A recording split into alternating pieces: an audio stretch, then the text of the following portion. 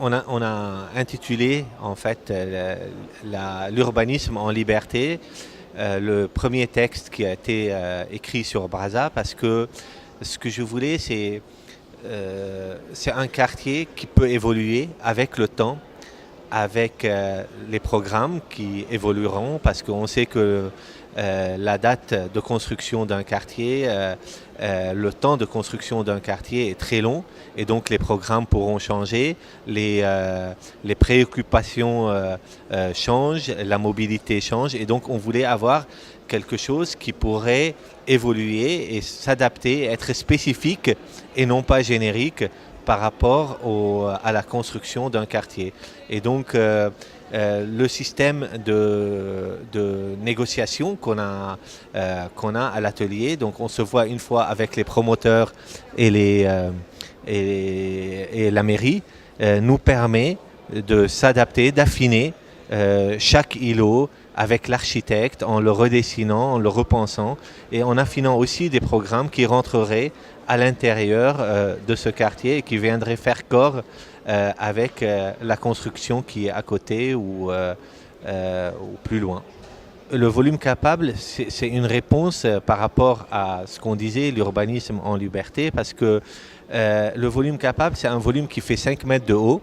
et donc qui est complètement libre. Bien sûr, il est isolé, et donc il permet avec le temps aux habitants d'évoluer,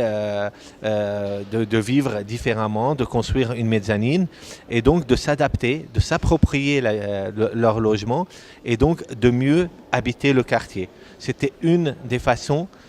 pour dire, voilà, il y a le paysage, une continuité paysagère qui va relier les espaces publics, mais en même temps, une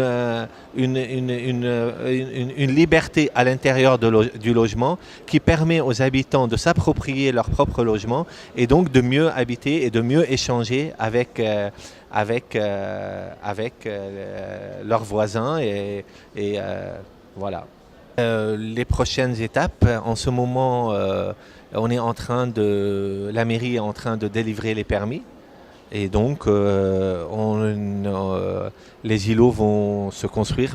au fur et à mesure, et j'espère qu'on va planter le plus rapidement possible, parce que, comme j'ai essayé d'expliquer avant, Brazza, c'est un quartier paysage. C'est-à-dire que la construction va venir s'intégrer à l'intérieur d'un paysage et non pas l'inverse. Donc, on va essayer de planter le plus rapidement possible les lanières, les grandes lanières qui font entre 35 et 45 mètres, et aussi délivrer les permis pour qu'il y ait une relation, on va dire, intime entre le paysage et la diversité qu'on a à habiter à Brazza quand on a des logements complètement différents, que ce soit des maisons individuelles, des échoppes, ou si on habite sur pilotis. Et donc tout ça va commencer à se mettre en forme. Et donc il y a une relation qui est vraiment intime avec le paysage. Et donc j'espère que la construction et le paysage vont se faire en même temps.